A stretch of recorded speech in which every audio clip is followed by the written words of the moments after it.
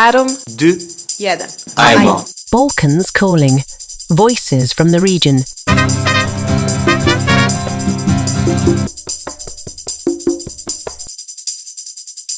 Let me just start with introducing Daniela Koleva, who is our guest professor here in Regensburg within the framework of the Seafield project.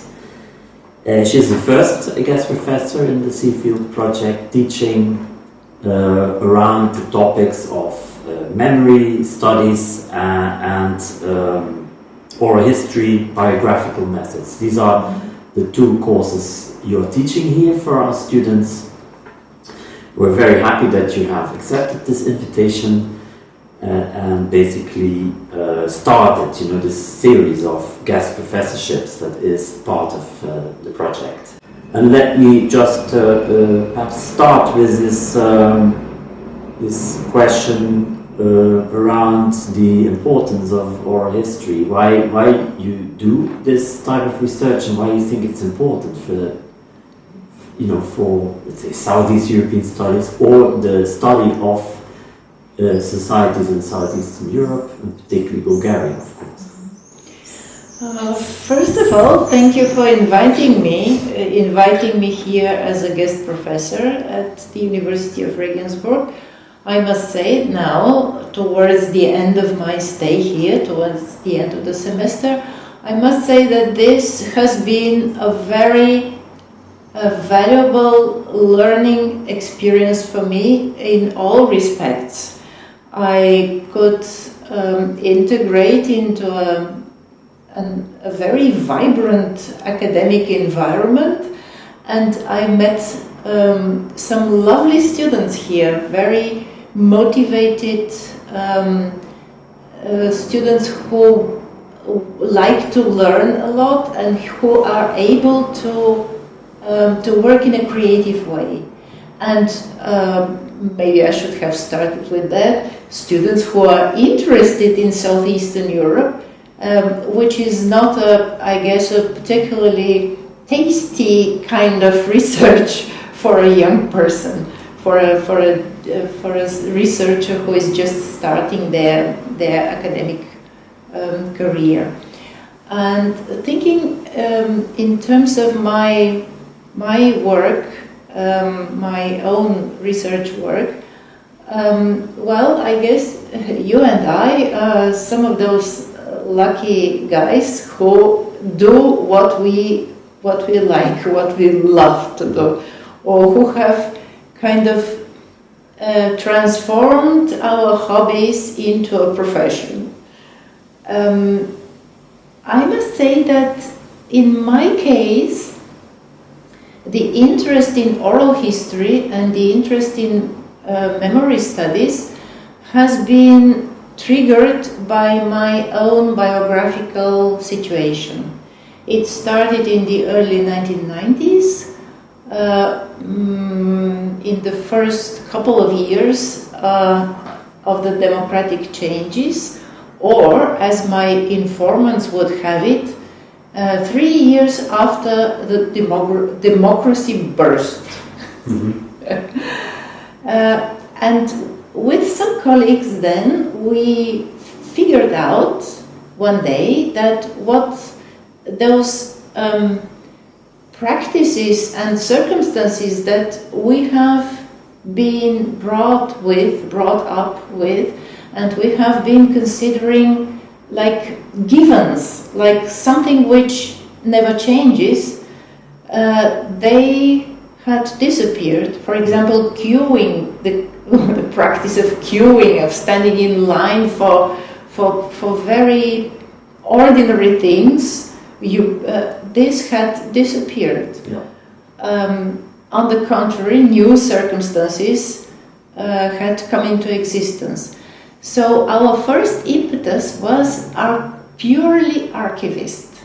We did not have a research question. We did not think of it as a research. We just thought that we have to somehow salvage and preserve people's memories about that earlier everyday life. Yeah. And everyday life is seldom preserved in archives. So it was a kind of a salvage archaeology, however, in the recent past.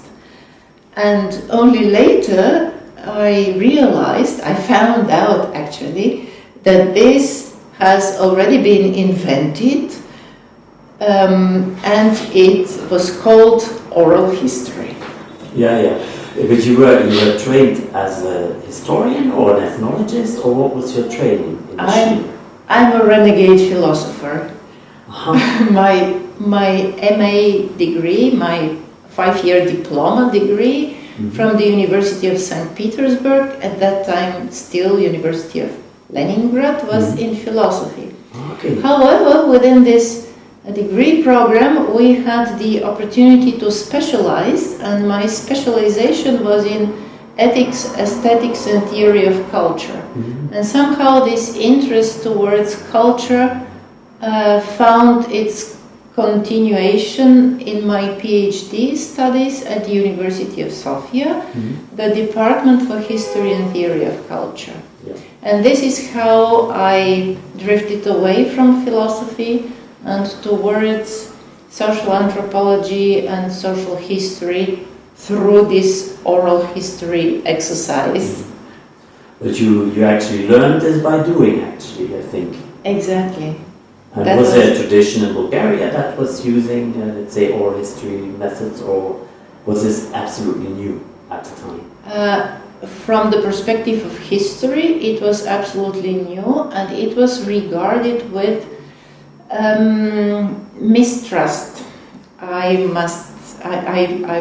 think the first publication related to oral history, at least the first that I have seen, in the Bulgarian Historical Journal, was by a professor of history, and it was a criticism by what colleagues from the ethnology department had done, namely oral history with Bulgarian Turks about their experiences during that forced assimilation process in the mid-80s, which was cynically called the revival process. So that was in the early 1990s, a few years after the event, and the criticism went like this, like most of the criticisms against oral history, that what we get are subjective experiences, that they are biased, they are partial, and history has to be written based on the archives, as if the archives are not partial. I mean, the written documents has long since lost their innocence, if they ever had one. So that was from the perspective of history. Otherwise, in folklore studies and in ethnography, there has been a tradition. They never called it oral history, but actually they practiced this type of methodology, however, in a very specific field, the field related to ethnographic practices and subjects, and to folklore. So I think that we had to somehow survive or live through this time of very rapid and radical changes to realize the need for oral history. And one of the aspects is this salvaging the everyday experiences of the recent past, which has not been deemed important enough to be preserved in the archives. Yeah. And that has probably not been possible at all. Then another need or another aspect necessitating the oral history approach is, of course, the history of minorities and of women as a quasi-minority, women's history. I remember a colleague of mine from archival studies, an archivist, who in one of her conference papers a few years ago, already maybe 15 years ago, had done actually a kind of statistics illustrated with some specific examples. Like, for example, if you were interested in the work of Ekaterina Karavelova, a feminist, author, journalist, highly educated woman with university education, one of the relatively few at the beginning of the 20th century, you had to go to her husband's holding. Now this is no longer the case. I can say proudly that Ekaterina has a holding of his own in the Bulgarian center. Of her own, yeah, of her own. The Freudian. Yeah, look at how the template, the matrix is working.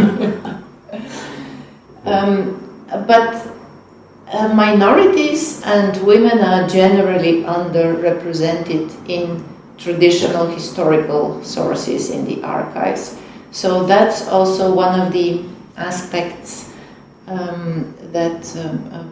one of the vistas, the pathways where oral history is needed and can be successfully developed.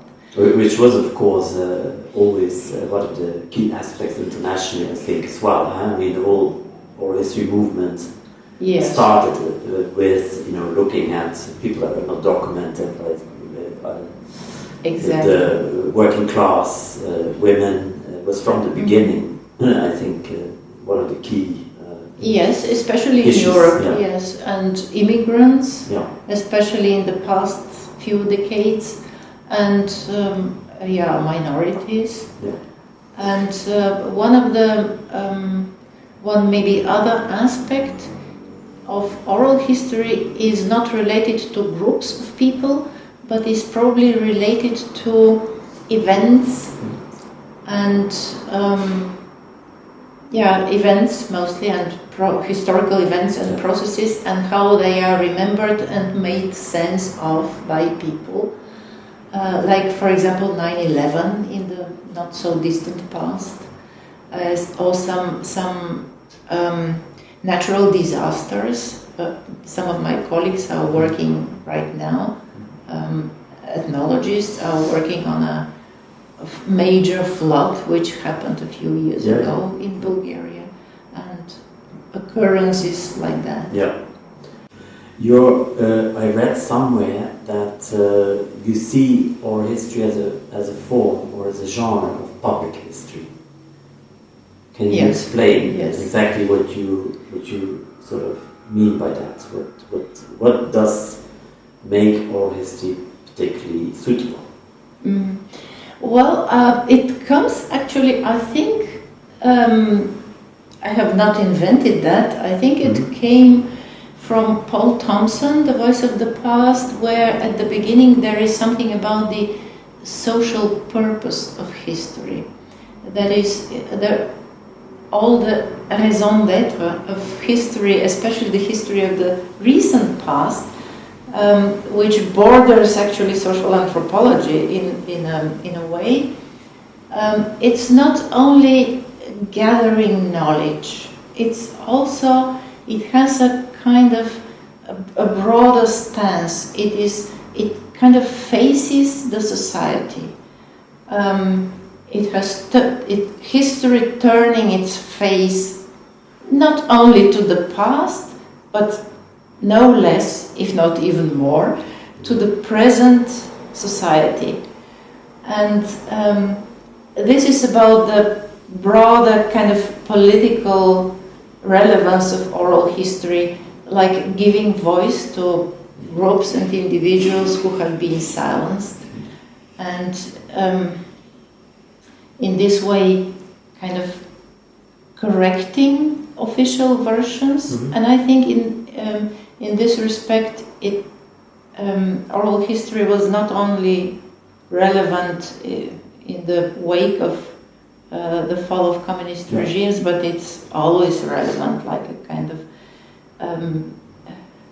giving voice. And it's a form of empowerment also, because one of the premises of let's say, I call it often sort of history oral history movement is actually everybody can do oral history. Exactly. It's not necessarily sort of within the ivory tower of academia. Exactly. Huh? Exactly. And on the local level, it has been. I think it has the potential that has not probably always been the case, but there is a potential to enhance solidarity on a local level. In particular, let's say, intergenerational solidarity, especially when high school students, for example, or pupils, school children, go and interview their, let's say, grandparents. This has happened in my practice when I asked my students to do this type of long biographical narrative oral history interviews, and I said that they could select whoever was handy, whoever just was available for them to sit and tell their stories. Yeah. And one student interviewed her grandmother, and then she came to thank me for the idea. And she said that she never realized that her grandmother was such a nice, rich, interesting person. She said it has always been about eat your sandwich, take your cardigan. So actually the practice of oral history sort of reconnects people, exactly. or makes them sort of share historical experiences. That's right. And in terms of not only connecting but also correcting, I also had I have worked quite a lot on Belene and the memory of the communist forced labor camp next door to Belene, actually on the island in the Danube. Yes, at the Danube, at the border. And I worked in the archives, and one of the documents that I found there was a report from somebody to his superior about an action that brought actually a couple of thousand of young people to the forced labor camp on the island in the beginning of 1958. And self-critically, this person admitted in his report that all the inmates were what's the word? Interrogated, and he admitted self-critically that some of our colleagues who did the interrogations could not manage but let their nerves loose. That was the expression. They let their nerves loose in a mildly critical tone. So how do you imagine they let their nerves loose? They raised their voice or they banged on the table? No, the interrogated individuals were beaten to, well, not really to death, but were severely beaten. And methodically beaten in a systematic way, exactly. Yeah. And that's what we know from their memories and from their memoirs, including from a couple of oral history projects that were done with. You already touched a little bit about this topic of the elderly with your example of the students interviewing her grandmother. What makes you particularly interested in studying this phenomenon of aging, of the destiny or whatever, the role, the social position of the elderly in Bulgarian society at the moment? Could you say a little bit more? I mean, you've been working on this for quite a few years already and edited a book on this topic as well, right? Yeah, that's actually a project which started almost 20 years ago. Then it was left dormant for some time, and now I'm coming back to it.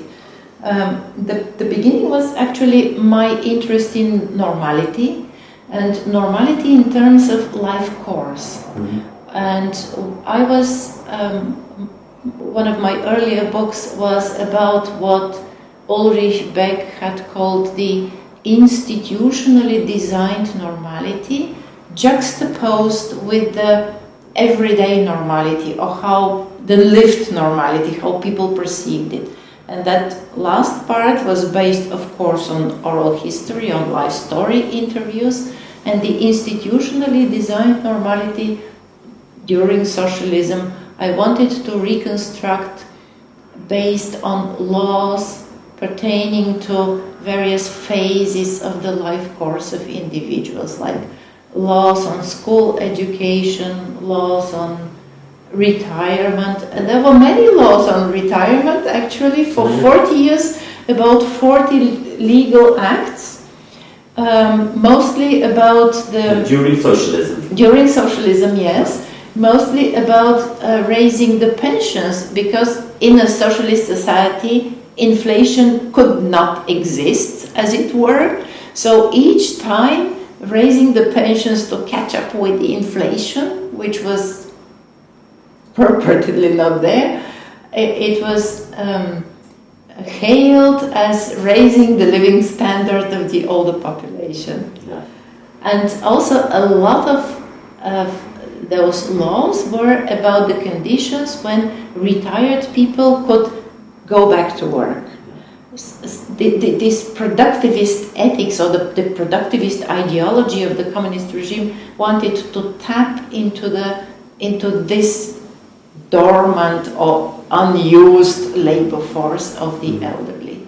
So that's how the interest came, and now it's I'm developing it in the frame of a larger European projects funded with a synergy grant by the European Union, which is on the history of medicine and healthcare after the Second World War. And we are trying to view it through a transnational lens, in a transnational perspective, and especially across the Iron Curtain. And so it's a comparative kind of study. It's a comparative and a transnational perspective to see if, in some respects, Iron Curtain was probably perhaps not so iron. It was perhaps the nylon curtain through which knowledges, maybe technologists, people, contacts could somehow pass one way or the other. It's also interesting what passed which way, from east to west and from west to east. So that's again a historical project, which, however, is relevant to the present situation especially of the older people, and to this broader field which has been developing for the past few years, and which is called aging studies. One question I have still is indeed around sort of these, let's say, demographic challenges that Bulgaria is faced with, but not only Bulgaria, but similar problems you see in Romania, for example, or other countries. It's indeed this massive out-migration to Germany, for example, where also nurses, medical personnel, but the second generation that would normally take care of their parents now are outside. Would you say there is a lot of anxiety around sort of these demographic issues that are afflicting the Bulgarian society? Is a lot of anxiety amongst, let's say, the elderly, of being left alone, of being abandoned? There's a lot of media fuss about it. I have come across titles forecasting that the Bulgarian nation will disappear in so many years, in 50 years, in 40 years, with these rates of emigration. And on the other hand, there is real anxiety among the elderly people especially those whose children are abroad, whose adult children and sometimes also their grandchildren are abroad and coming back only from time to time. And what I think is this will bring about a change in the model of elder care in Bulgaria and the model of family relations. A colleague, anthropologist Julian Konstantinov, wrote maybe 30 years ago about the quasi-extended rural-urban household, meaning that the first generation stays in the village and they usually have a small farm, like a household farm, and the younger generations are in the city and they come back on a weekly basis or often on a regular basis at least, and they help out in agriculture, for exactly, example. And they help with money, with labor, and they take these agricultural products to the city. To the city, yes, to combine with their for their subsistence. And now maybe there is a quasi transnational household with the younger generations who are abroad sending money back. And this system of private facilities for elder care has been rapidly developing in the past few years. And so I think what is now going on, and it's very interesting to observe also from a social scientific point of view and to study, is this change of the family patterns, change of the family models. So you think that families are adapting to these new situations in ways that you could call constructive, or perhaps, these are new types of solutions? Do you think that the very fact that people are researching these issues, is that contributing to a certain extent and perhaps dispelling these fears or these anxieties existing? Or do you think you can help actually, perhaps through, you've been talking about the fact that this is kind of dealt or talked about in a rather more alarmist manner in the media, for example. Is research actually contributing to pragmatic solutions, or helping to think about new ways? I am not sure that the current pragmatic solutions are research-induced. They are the inventions of those families who just face the need. Yes, but research, of course, helps.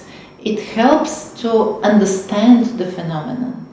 And when we understand the phenomenon, we may not like it, but when we understand what is going on, we are empowered.